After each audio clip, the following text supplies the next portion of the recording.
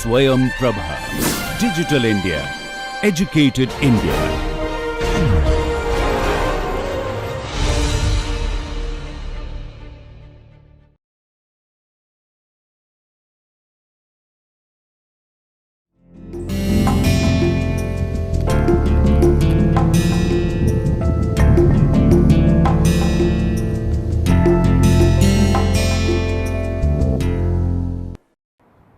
Welcome to this 8th lecture on time series modeling and forecasting. The title of this lecture is Time Series Processes, Introduction and Descriptive Measures. Now, so far we have considered the classical approach of analyzing the time series data.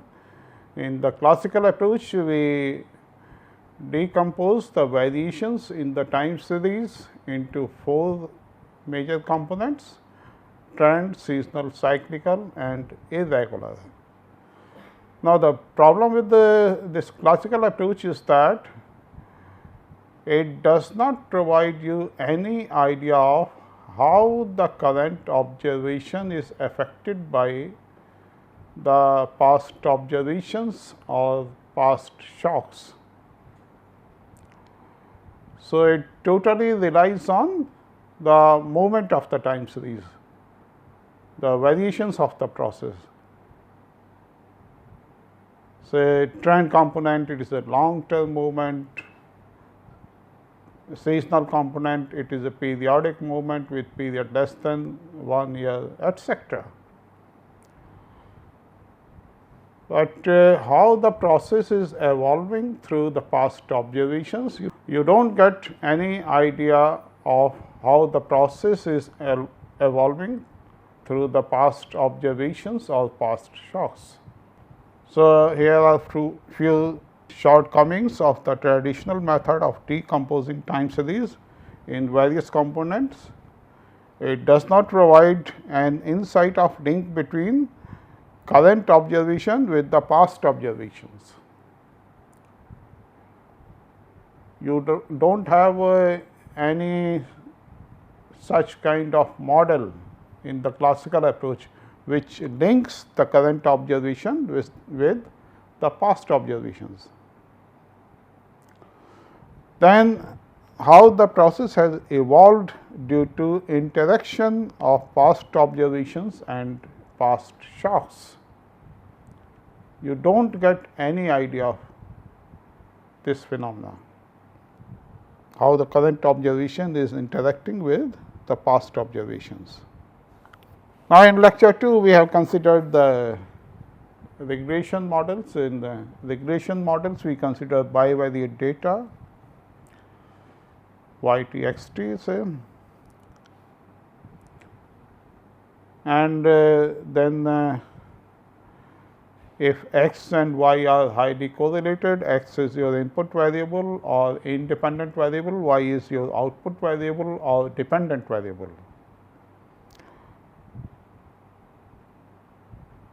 Then if the correlation between input and output variables is high, then you say that your regression line is good, it provides a good fit. Or you can say that the regression is desirable. And the rationale behind it is that highly correlated x y means x has sufficient amount of information about y, and if x has sufficient information about y, then you can use that information for predicting the value of y, and then you use regression technique for predicting the value of y on the basis of given values of x. So, this is the correlation between x and y which plays major role, or the dependence between x and y. Now, in time series, different observations are not independently distributed.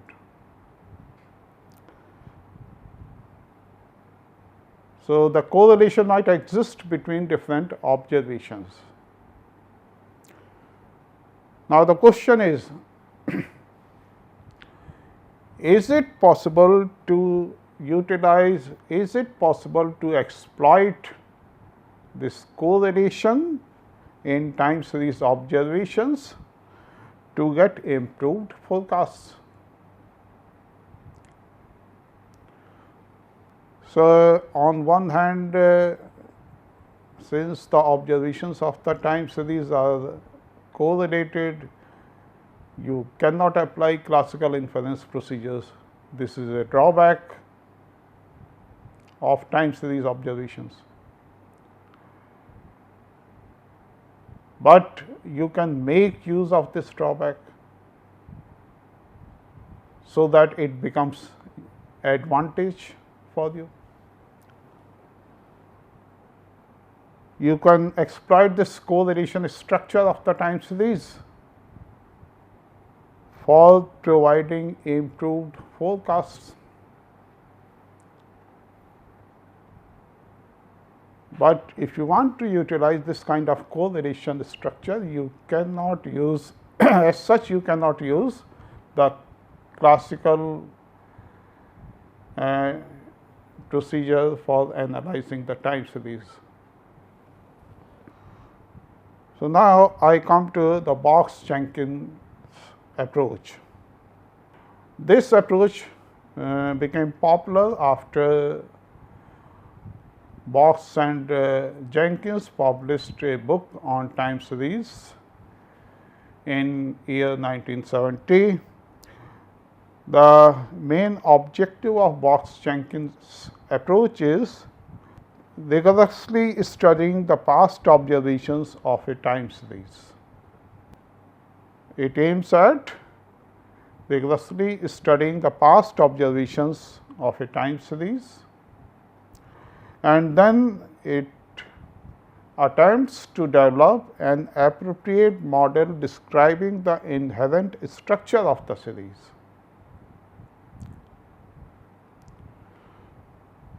So, instead of decomposing the variations in the time series into different components like trend, seasonal, cyclical, etc.,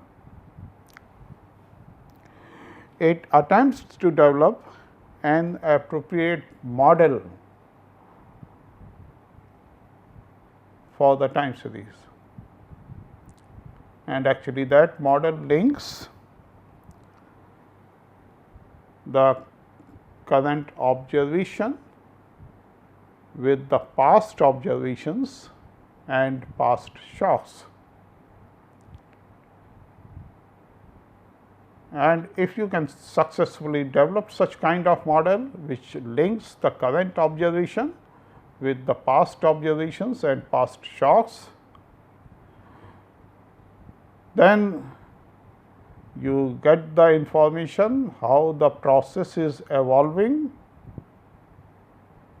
through the past observations, and using that model you can also develop proper procedures for making the forecasts. Means you can utilize the model for forecasting purpose. Then the Box-Jenkins approach also attempts to evaluate the properties of the probability model which generated the observed time series. So, what is the probability mechanism which has generated the time series, or what are the properties of that probability mechanism, that probability model which has generated the time series, how is it behaving. So, this Box-Jenkins approach tries to evaluate all these properties also. Now, before coming to the main topic, I first define stochastic process. What is a stochastic process? A stochastic process is a family of random variables y t, where t belongs to say capital T, and capital T denotes the time points at which the process is defined. So, capital T is the set of all time points on which this process y t is defined.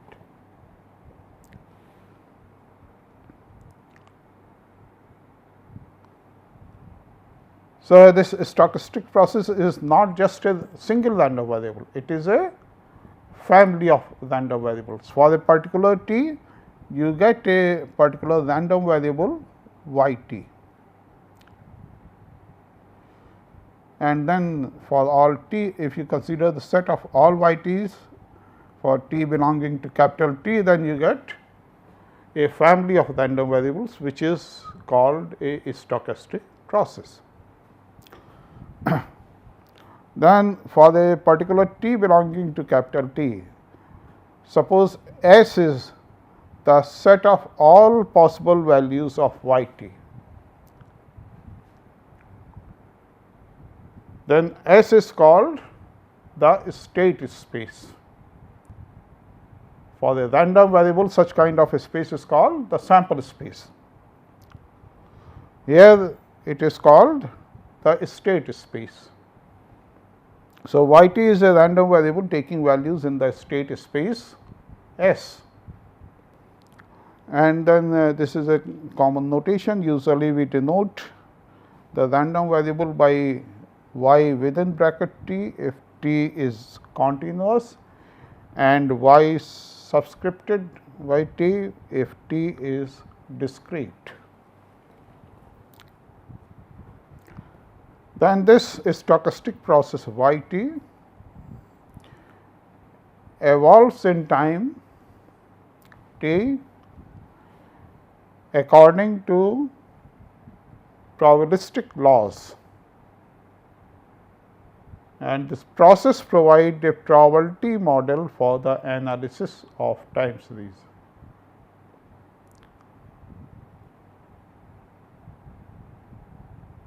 So, you get a probability model for the time series.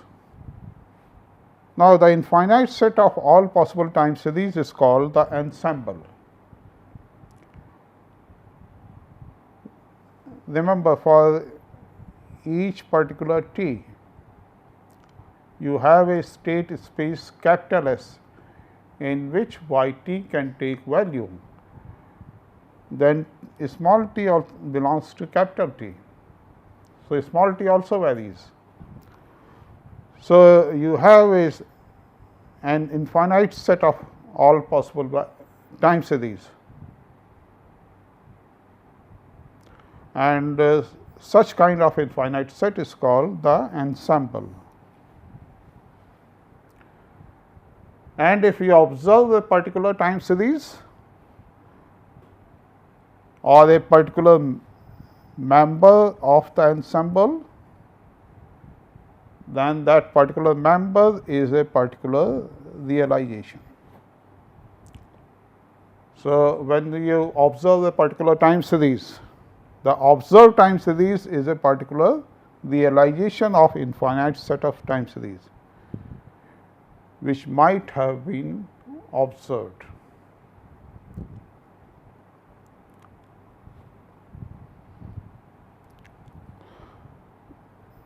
Then your objective is the evaluation of the statistical properties of the probability model which generated the observed time series.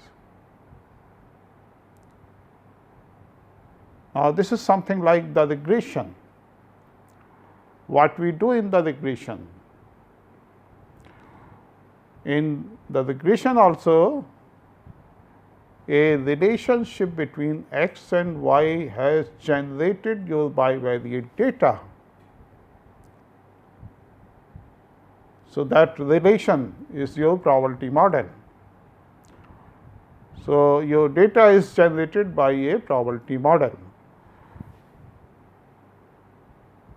and since your data is generated by a probability model, it has the characteristics of the probability model from where it has been generated. So, what you do in regression?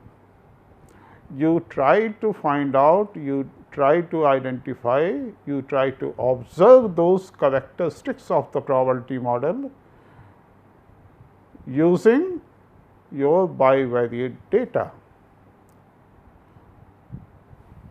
The same thing we attempt here also. Our objective is the evaluation of the statistical properties of the probability model which generated the observed time series.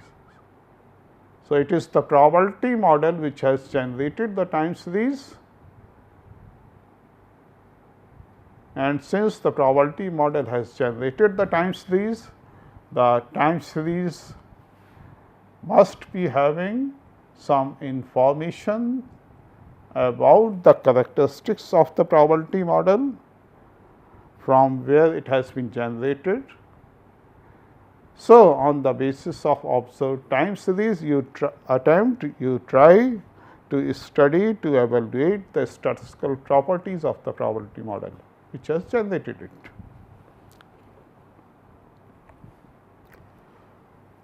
Again we define some descriptive measures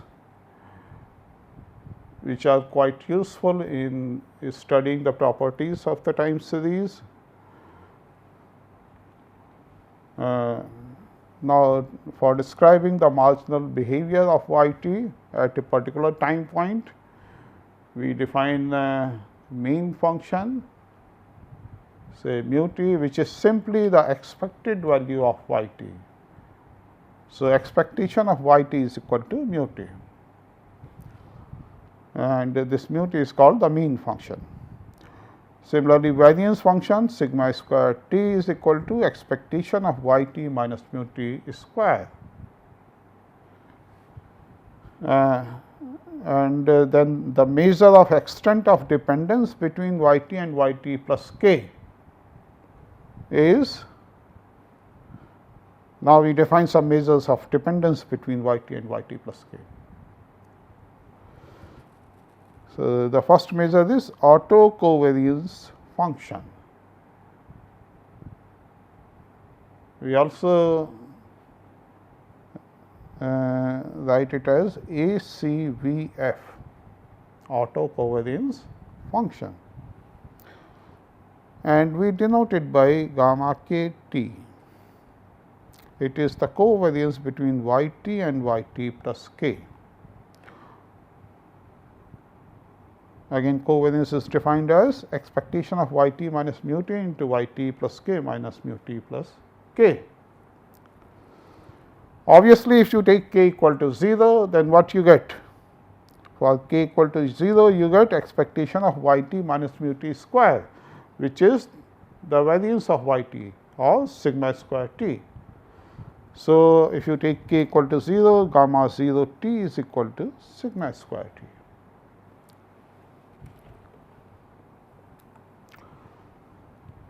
Now, we define autocorrelation function of lag k. Rho k t is equal to gamma k t divided by sigma square y t, sigma square y t plus k to the power half. Means how we define correlation coefficient between two variables x and y, the covariance between x and y divided by square root of variance of x into variance of y. So, same formula we have used here also. Again, for k equal to 0, since gamma 0 t is equal to sigma square y t. So, for k equal to 0, rho 0 t is equal to 1. Now, suppose we assume that mu t and sigma square t do not depend upon t. So, mu t is equal to mu. We also assume that gamma k t is equal to gamma k. So, the auto covariance function depends only on the lag k. Actually, this k is called the lag because say gamma k t. What is gamma k t? It is the covariance between y t and y t plus k. So, y t plus k is the value of y at time point t plus k, and y t is the value at time point t. What is the difference between these two? It is k. Or you can say that y t is lagging behind y t plus k by k terms. So, gamma k t depends just only on the lag k, it is independent of t. Then autocorrelation function rho k is equal to gamma k upon gamma 0. Then ACF satisfies the following properties. So far we have not defined the stationary process. I will define the stationary process later on, but we assume that the process is stationary. Then rho k is equal to rho minus k. Mod of rho k is less than or equal to 1. Now, this is quite obvious because correlation coefficient always has mod value less than or equal to 1. So, you can easily verify it. Further, what is rho k? It is the correlation coefficient between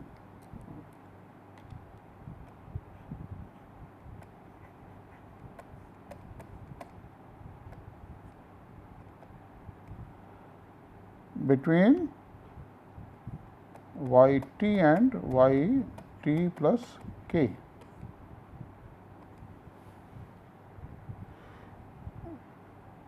This is your gamma k, rho k.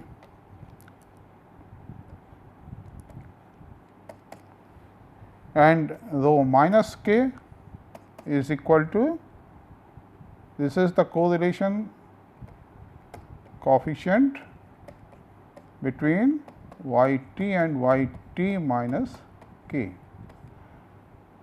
Here you have lag k, here you have lag minus k, but this is also equal to the correlation between y t minus k and y t. Now, the lag is k, t minus k is equal to k, and since we have assumed that rho k does not depend upon t. So, this is also equal to rho k. Non-uniqueness. A stationary normal process is completely determined by its mean, variance and autocorrelation function. You know that the multivariate normal distribution, it is completely determined by its mean vector mu and the variance covariance matrix sigma. So, if you know the value of mu, if you know the value of capital sigma, then you can uniquely define the multivariate normal distribution or the PDF of multivariate normal distribution. Similarly, here also, if the mean of the process is fixed, if the variance of the process is fixed, and if the ACF autocorrelation function of the process is fixed and known, then these three quantities completely determine the process, a stationary normal process. But it is always possible to obtain several non-normal processes with the same ACF. So, if you do not impose the condition of normality, if you relax the condition of normality, then you may find more than one processes having the same ACF. Now, suppose we consider the ACF of purely random process or Gaussian. This is also called Gaussian white noise process. Why is it called white noise process? This point I will discuss in some other lecture, when I will teach you the frequency domain analysis. But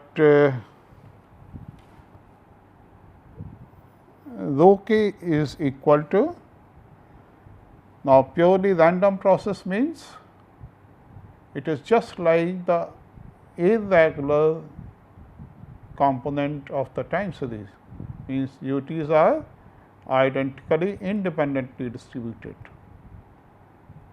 and since UTs are independently distributed, they are uncorrelated. So, rho k is equal to 1 if k is equal to 0 and 0 for k not equal to 0. Anyway, we will discuss the purely random process later on in detail. Now, suppose y t is a time series having expectation of y t equal to mu, then autocorrelation function of y t, that is rho k, is the value of A which minimizes expectation of y t minus mu minus A y t minus k minus mu whole square. We prove this result. So, you have to minimize this quantity with respect to A. We differentiate it with respect to A,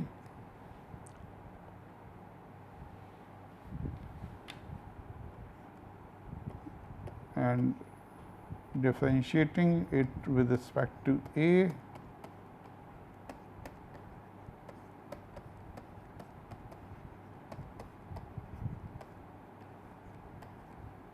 gives you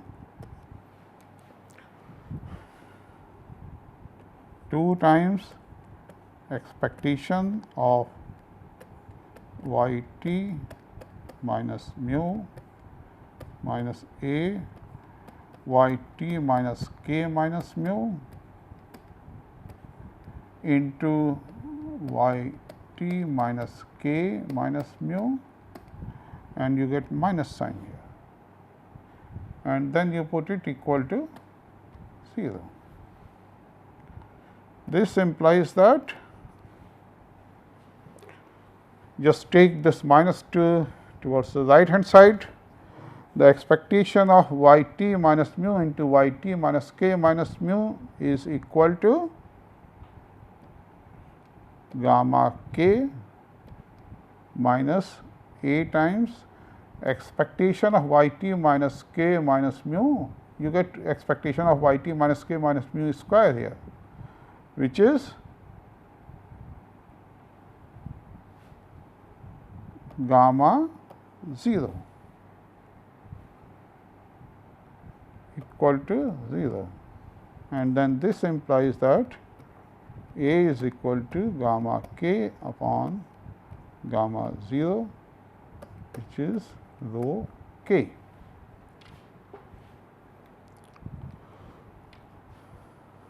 So, we get the required result that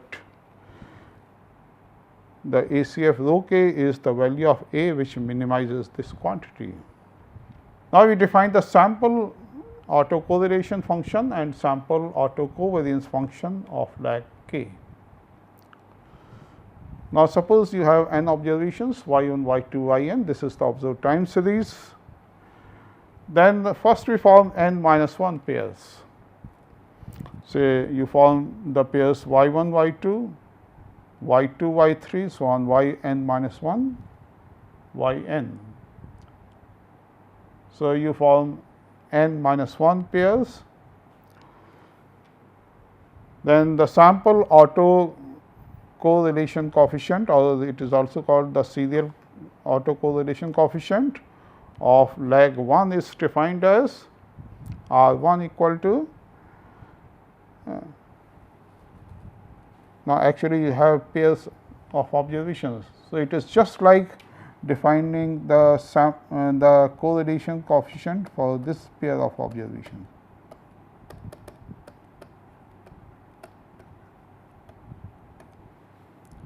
So, instead of x1, x2, xn, you have y1, y2, yn minus 1. In place of y1, y2, yn, you have y2, y3, yn. So, you simply use the formula for correlation coefficient. You get this formula R1 equal to this quantity. Here y1 bar is the mean of first n minus 1 observations, and y2 bar is the mean of observations from t equal to 2 to n. Now, suppose y bar is the mean of all the n observations, y bar equal to 1 upon n summation t equal to 1 to n yt. Now, what is the difference between y1 bar, y2 bar and y bar? In fact, in the series which has defined y1 bar, you have n minus 1 terms starting from y1 to yn minus 1.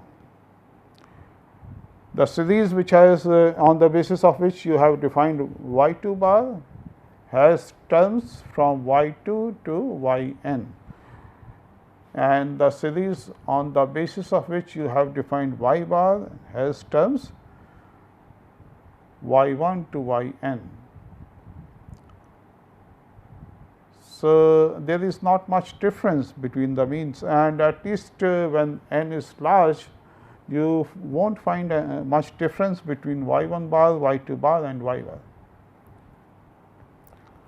So, at least for large n, if n is large, then you can approximately say that y1 bar is equal to y2 bar is approximately equal to y bar. Similarly, for the sample variances also, you can write 1 upon n minus 1 summation t equal to 1 to n minus 1 yt minus y1 bar square approximately equal to 1 upon n minus 1 summation t equal to 2 to n yt minus y2 bar square, and this is approximately equal to 1 upon n summation t equal to 1 to n yt minus y bar square. This is the variance for all the n observations of the time series. This is the variance for first n minus 1 from starting from t equal to 1 to n, and this is the variance of observations starting from t equal to 2 to n. So, approximately all these variances are equal, and at least for large n. So, usually we approximate R1 by this formula. Again, for large n, n upon n minus 1 is also approximately equal to 1.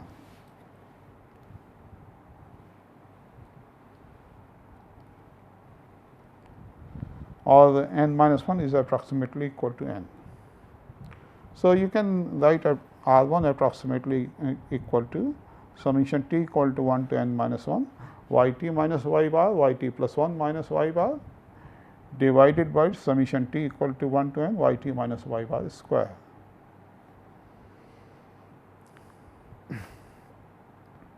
Now, this is the sample auto correlation coefficient of lag 1, right. This is ACF of lag 1. Similarly, you may define the sample autocorrelation function of lag k, ACF of lag k. So, you have n minus k pairs, the lag between y k plus 1 and y 1 is k, lag between y k this y k plus 2 and y 2 is k, and so on. Then we define C k. This is the sample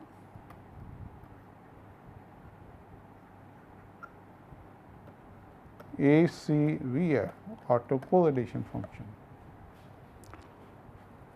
equal to 1 upon n minus k, summation t equal to 1 to n minus k, y t minus y bar, y t plus k minus y bar,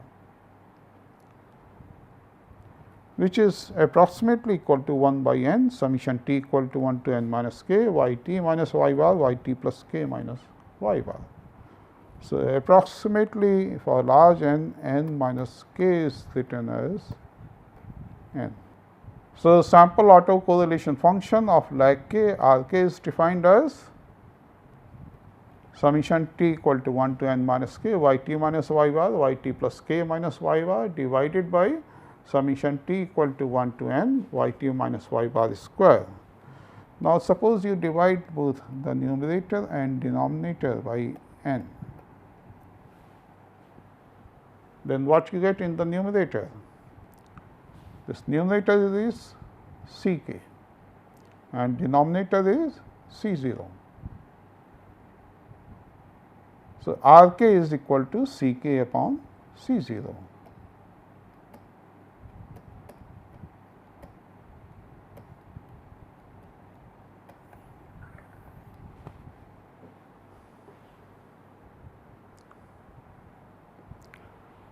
Now, correlogram is the graph of R k against k. The graph of R k against k is called the correlogram.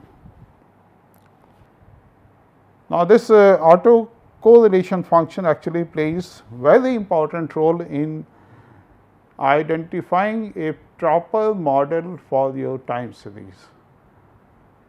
So, we use it for model identification.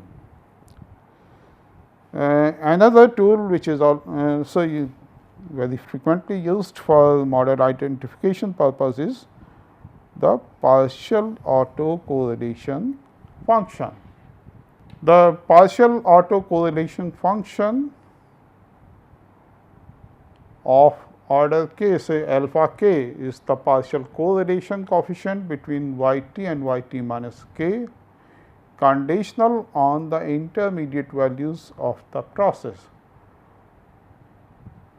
So, here also we have defined the partial autocorrelation function as we define for this set of random variables. Say suppose you have 3 random variables x, y and z. How do you define the partial correlation coefficient between x and y? So, we define the partial correlation coefficient between x and y as the correlation coefficient between x and y after eliminating the effect of z. And how do we calculate it? We run the regression between x and z, obtain the residual. We run the regression between y and z, obtain the residual, and then we obtain the correlation coefficient between these two residuals. This gives you the partial correlation coefficient between x and y given z. The same procedure we are going to apply here also. So, suppose alpha k is the autocorrelation between y t and y t minus k. After removing the linear dependence of y t and y t minus k on the intermediate values means y t minus 1, y t minus 2, so on y t minus k plus 1. And then E t k minus 1 is the least squares residual of linear regression of y t and y t minus 1, so on y t minus k plus 1. So, we run the regression between y t and these intermediate values, and then we obtain the least squares residual, which is E t k minus 1. We denote it by E t k minus 1. Similarly, E star t k minus 1 is the least squares residual of linear regression between y t minus k and these intermediate values. Then the partial autocorrelation function PACF alpha k is the correlation between E t minus k and E star t k minus 1. So, the definition of partial autocorrelation function is very similar to the partial correlation coefficient. We have actually adopted similar kind of approach. Now, we derive the expression for the partial autocorrelation function. So, for deriving the expression for the partial autocorrelation function, naturally you have to obtain these two residuals E t k minus 1, this one, and E star t k minus 1. You obtain these two residuals and then you find out the correlation coefficient between these two residuals. Without loss of generality, we assume that sigma square y is equal to 1. So, variance is 1.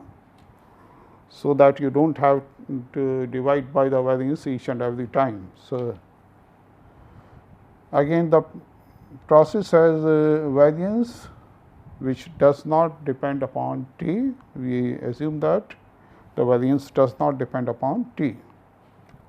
Then we are going to use some matrix notations. We write z k minus 1 equal to y t minus 1, so on y t minus k plus 1 transpose.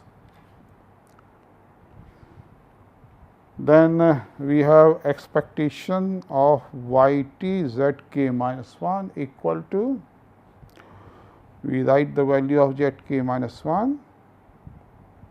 So, we have assumed that the mean is 0 and variance is 1. So, expectation of y t minus 1 is rho 1, expectation of y t minus 2 is rho 2, and so on. Expectation of y t minus k plus 1 is rho k minus 1, and then we take transpose of this. And we write it equal to say rho k minus 1, this vector. Similarly, expectation of y t minus k z k minus 1 is equal to, you take this expectation, again expectation of y t minus k y t minus 1 is equal to rho k minus 1. Expectation of y t minus k y t minus 2 is equal to rho k minus 2, and so on, and the last term is rho 1, and then you have transpose of this. So, we write it equal to rho star k minus 1. Say. You observe that the ijth element of p k minus 1 is rho mod I minus j. For instance, if you take I equal to k minus 1 and j equal to 1, then this is equal to rho k minus 2, this element is for I equal to k minus 1 and j equal to 1.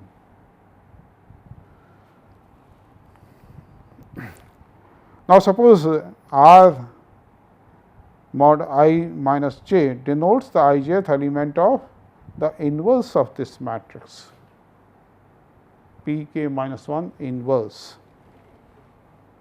Now, we can write rho star k minus 1 transpose p k minus 1 inverse rho star k minus 1 in this summation form, summation I equal to 1 to k minus 1, j equal to 1 to k minus 1, r mod I minus j, rho k minus I, rho k minus j.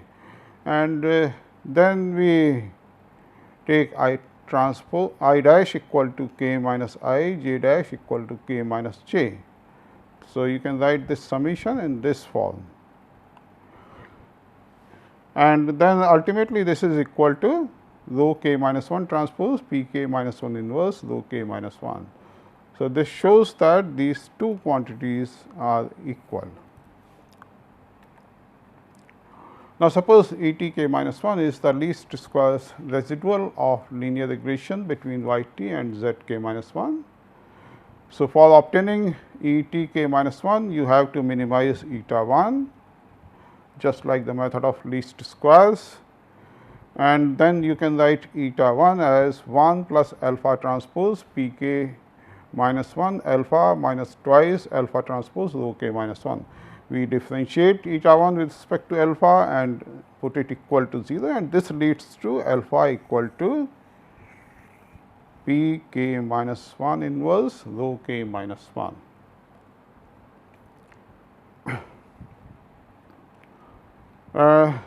So, we can substitute the value of alpha in the expression for E t k minus 1, this expression, and finally, we get E t k minus 1 equal to y t minus rho k minus 1 transpose p k minus 1 inverse z k minus 1.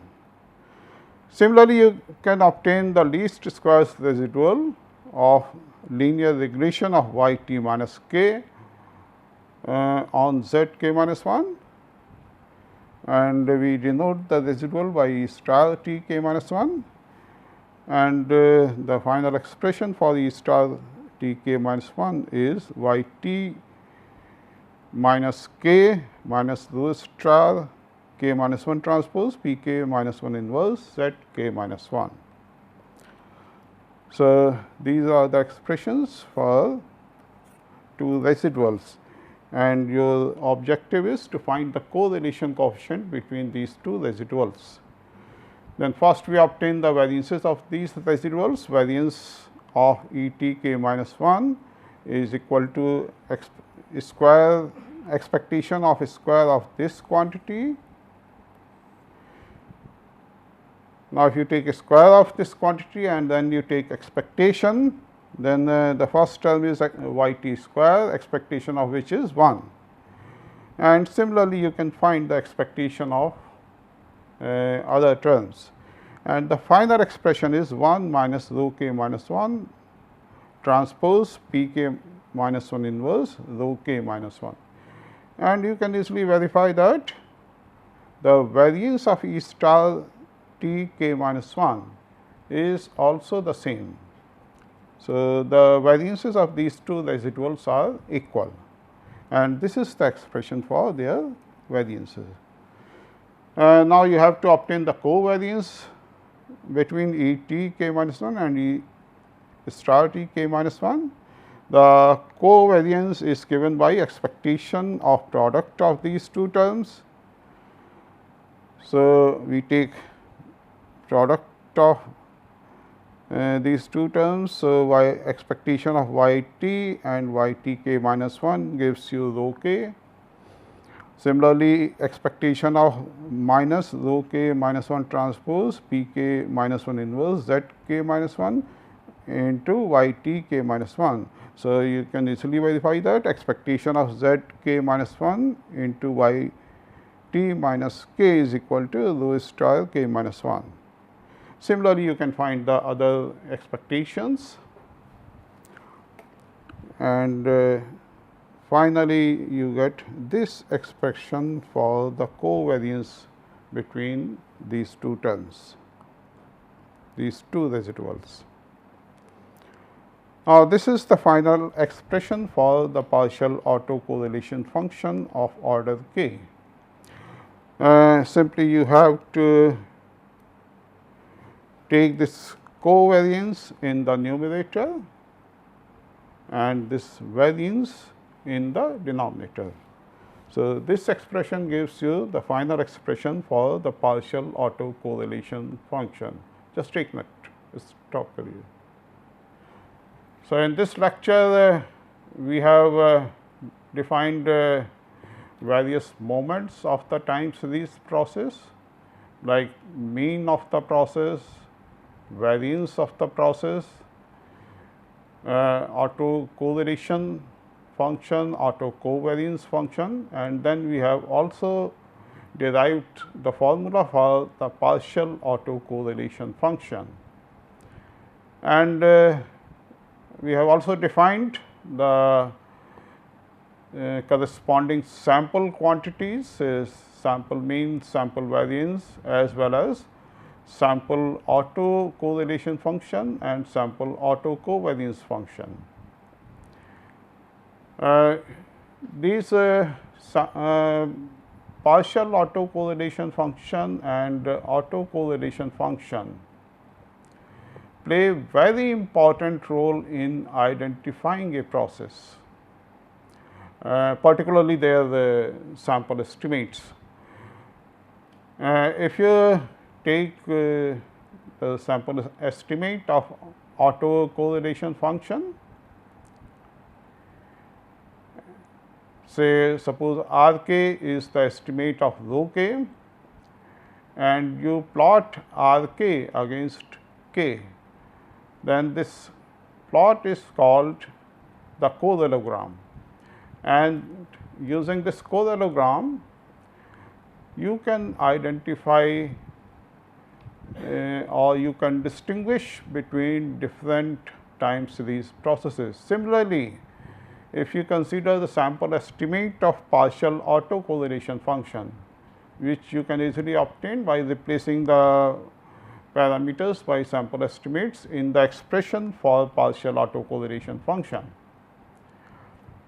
Then you can also plot the partial autocorrelation function against k, and this graph of partial autocorrelation function, sample partial autocorrelation function also helps you in identifying different time series processes. So, this is how sample autocorrelation function and sample partial autocorrelation function can be used for the model identification purpose. Now, in the next lecture I will consider the stationarity of the process. We will define the stationarity of the process and why stationarity is required for studying the properties of a time series model. So, we will come to this topic in the next lecture. Thank you.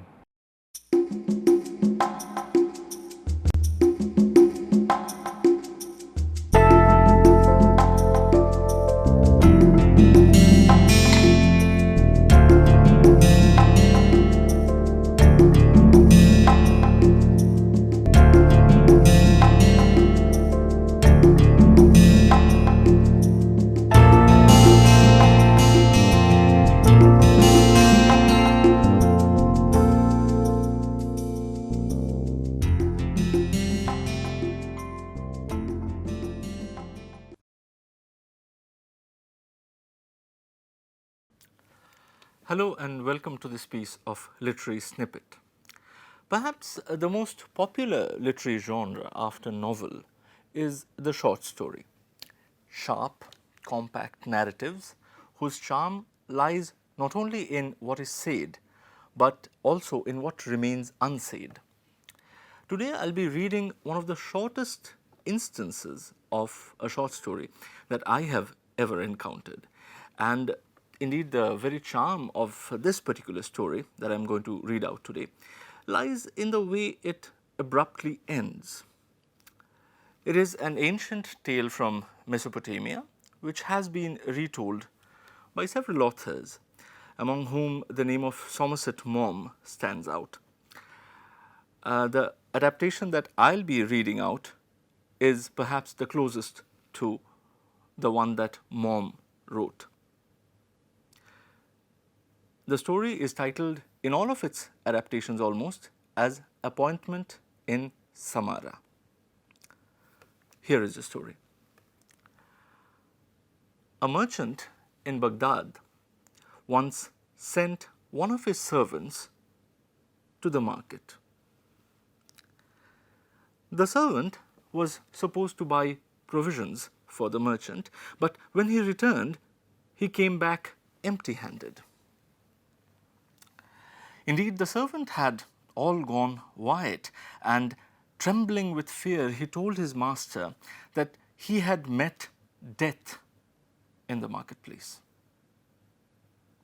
When I entered the market, the servant said to his master, I was jostled by a woman, and when I turned to look at her, I saw that she was death. I am very scared, master, because death looked at me with a threatening gesture. Can you please lend me your horse so that I can fly away from Baghdad to the town of Samarra and thereby escape death? The master, being a good man, gave his servant his best horse and saw him gallop off to Samarra to escape death. Then the master himself went to the marketplace and confronted death. Why did you make a threatening gesture to my servant? Asked the master to death. And death replied, it was not a threatening gesture. Rather, it was a start of surprise. I was astonished to see your servant here today, because this evening I have an appointment with him in Samarra. See you in the next episode of Literary Snippet.